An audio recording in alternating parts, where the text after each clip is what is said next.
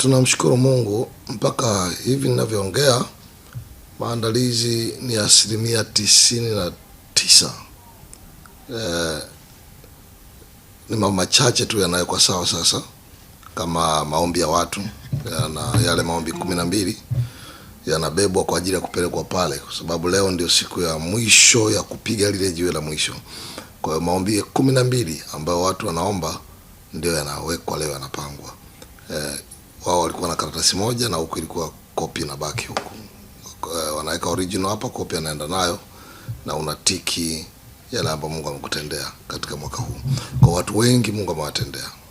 Kwa maandalizi kwa ujumla nadhani nikasema imefikia mwisho kabisa, na watu tayari wameshaanza kuingia. Yaani hivi ninavyoongea watu wameshaanza kumiminika viwanjani. Na naamini maisha ya watu yatamuona Bwana.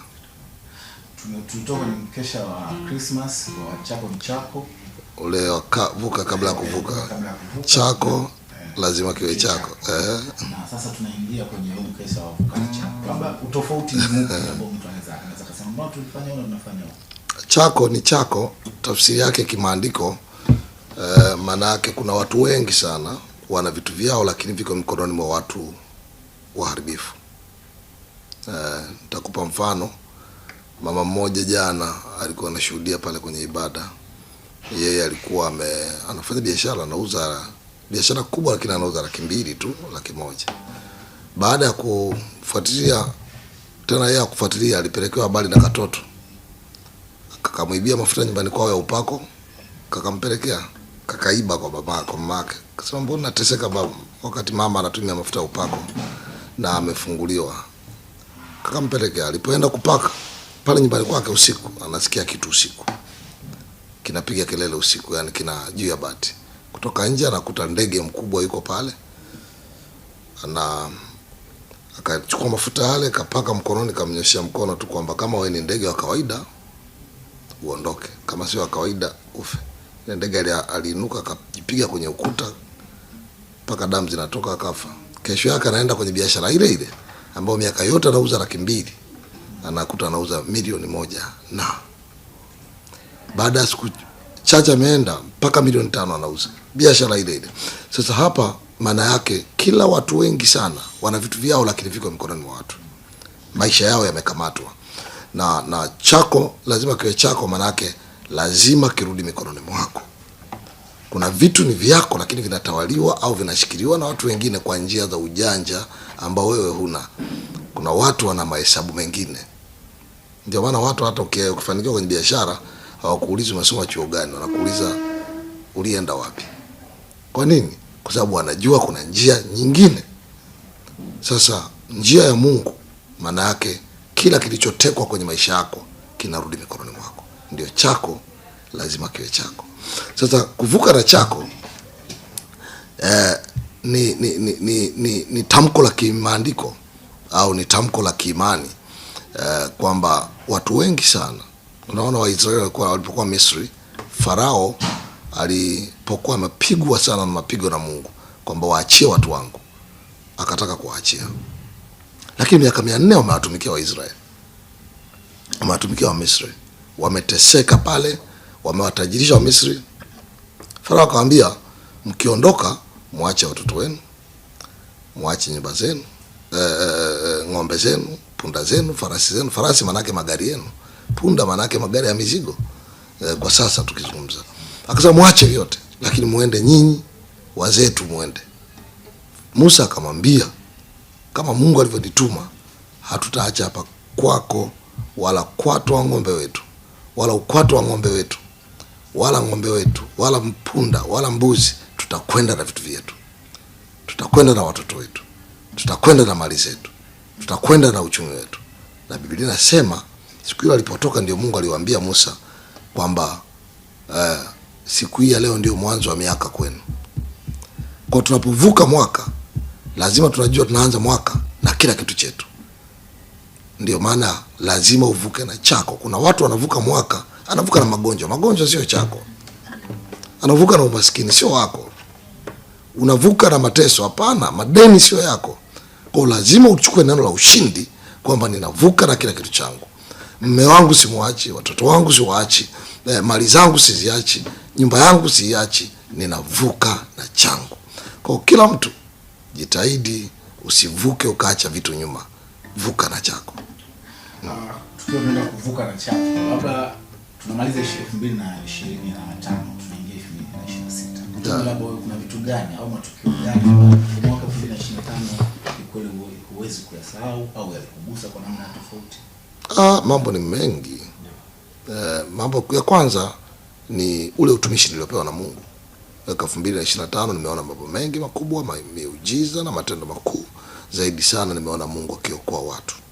Na jambo lingine kubwa katika huduma ni mwaka 2025 nimeona Mungu akinipa neema ya kwenda mataifa mengine ya nje.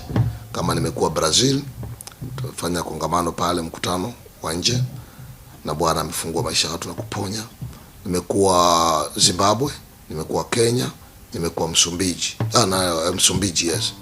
Msumbiji tumekuwa na mkutano mkubwa wa baraka na maisha ya watu wengi yamefunguliwa. Furaha yangu mimi ni kuona watu wanafunguliwa, watu wanaokolewa, wanaponywa. Lakini vile vile nimeona Mungu akitufanikisha. Na katika huduma, tukio moja kubwa ambalo limefanyika ni uzinduzi wa hema letu kubwa la baraka. Tumekuwa na uzinduzi mkubwa ambao ulikuwa wa baraka katika nchi yetu ya Tanzania, na watu wengi walibarikiwa. Kwa hiyo ni jambo la baraka, tumemwona Mungu. Jambo lingine ni katika mipango yetu Mungu ameifanikisha. Lakini vile vile mambo ambayo yamenisikitisha katika mwaka huu pamoja na shida iliyotokea kwenye taifa letu, watu kuuawa katika uchaguzi, kipindi cha uchaguzi, vurugu zilizotokea, watu kuuawa, sio jambo la kufurahisha katika taifa. Kwa hiyo lituhuzunisha sana. Mimi binafsi nilihuzunika sana. Nimetoa pole kwa watu wengi sana na kuwatia moyo na kuambia bado tumaini lipo, na kuambia amani ya Mungu ikitawala moyo wako utakuwa salama, kwa sababu mshtuko uliotokea kila mtu alishtushwa katika nchi, na wengine inawezekana kupata shida ya kuumia, lakini moyo wako uliumia. Kwa hiyo Watanzania kwa ujumla pamoja na mimi, ninaamini kila mtu, ili tukio ni picha mbaya kwenye maisha yake ambayo katika mwaka huu ilikuwa sio alama njema, lakini tunaamini Mungu atatusaidia kama taifa. Na kuna watu wanaolalamikia mtumishi, wanasema kuna muda muongei mmekaa kimya. Sidhani kama hatujaongea. Wanataka tuongee nini? Kwa sababu tumeongea madhabahuni kuwatia watu moyo na kuambia watu. Mimi na binafsi nimeongea kwa upande wa walioumia, nikawatia moyo. Kwa upande wa serikali tumeshauri kwamba ni vema sana mambo yaishe kwa kukaa, na hekima ni bora kuliko nguvu. Kwa mambo yaishe kwa kukaa na kujadiliana.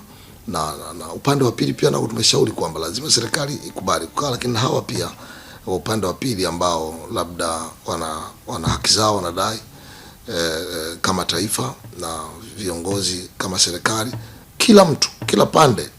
Upande wa serikali unaweza kuwa na makosa, hakuna mtu ambaye hana makosa duniani, kwa sababu binadamu tuko duniani, sio malaika. Dunia ndio hii tulionayo, na kama tutafanya jambo lolote ni vizuri kulimaliza kwa kukaa chini, kwa sababu maandiko yanasema hekima ni bora kuliko nguvu. Kwa hiyo tumeshauri tunapokuwa upande wa serikali. Unajua wakati mwingine mtu anataka labda tuongee vile anavyotaka tuongee, lakini ni vyema sana hekima ikitumika, na kuna mambo ambayo unaweza kuongea na kuna mambo ambayo unaweza kushauri serikali wazi, lakini pia kuna mambo unaweza kushauri pembeni kwamba hili jambo likikaa hivi ni baraka. Kwa hiyo tunapokuwa viongozi wa dini tunahitaji wisdom sana, na wisdom inajenga, haibomoi. Kwa hiyo mimi nafikiri wanaposema watu hatujaongea, wanaotufuatilia kwenye ibada, kwenye TV, tumeongea. Maana yake mimi sehemu yangu mara nyingi ni madhabahuni, na madhabahuni unahitaji hekima ya kuongea, kwa sababu ukikosea pia waweza kuleta shida nyingine ambayo haitakuwa njema. Kwa upande wa serikali tumeshauri, upande wa watu ambao ndugu zetu wote vijana Gen Z tumeshauri pia kwamba upande huu ukikubali kukaa na upande huu ukikubali kukaa, naamini tutajenga taifa. Kwa hiyo tunahitaji kulijenga taifa kwa amani, lakini ili tujenge taifa kwa amani tunahitaji kuanza hekima. Hekima ikitangulia itatujenga. Tunaingia 2026, unaona nini au ni yapi ambayo unasema haya 2026 lazima yaweze kufanyika? Mimi kama mtumishi wa Mungu, cha kwanza ninaona ni mikutano mikubwa ya Injili na watu kuokolewa. Naona revival ya maisha, watu kufunguliwa, kuokolewa, Tanzania kubadilika, cha kwanza, na duniani kote. Na neema hii ya Mungu kutoka Tanzania, sisi watumishi wa Mungu, sio mimi tu na wengine, kuvuka mipaka ya taifa letu. Lakini vile vile kama taifa tunaamini Mungu anaenda kutupeleka mahali pema. Manake jambo lililotokea mwaka huu limekuwa fundisho, sio tu kwa viongozi wa dini. Serikali yenyewe imejifunza kitu haijawahi kutokea Tanzania. Kwa serikali imepata somo, vijana wamepata somo, kila mtu polisi wamepata somo, jeshi limepata somo, kila mtu kwa taifa hili la Tanzania. Kwa tunaamini mwaka 2026 kutakuwa na mabadiliko makubwa maeneo mengi sana. Na tumeshaanza kuona mambo mengi yanaanza kubadilika. Kwa tunaamini 2026 kutakuwa na mabadiliko na taifa litakuwa na taifa la baraka, taifa la amani na kustawi. Lakini vile vile tuamini mkono wa Mungu. Tunapovuka na chetu tutauona mkono wa Bwana 2026 na tutaona baraka za Mungu kuvuka mwaka. Na vile vile siwezi kulizungumza hapa, nitalizungumza saa 6 tunapovuka. Tukivuka tu ile saa 6 tunapovuka kuingia 2026 ndipo ninakuwa na neno la mwaka. Kwa mfano mwaka huu tulikuwa na neno mwaka huu unaitwa mwaka wa kumiliki na kutawala.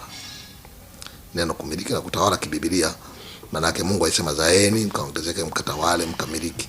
Kwa hiyo watu wanapokuwa na neno la Mungu linatembea nao mwaka mzima, linawalinda, linawapigania, linasimama nao. Kumbuka Mungu akitaka kuokoa analituma neno. Kwa Mungu anapotupa neno la mwaka mzima kwamba hii ni neno la mwaka, maisha yako hayabaki vile alivyokuwa tena. Maisha yako hayabaki vile alivyokuwa tena. Kwa hiyo watu wasubiri saa 6 hiyo nitatamka neno la mwaka. Na watu wengi wameona mwaka huu wakimiliki viwanja, wakimiliki mashamba, wakimiliki biashara, wakimiliki mafanikio na wakitawala katika maisha yao.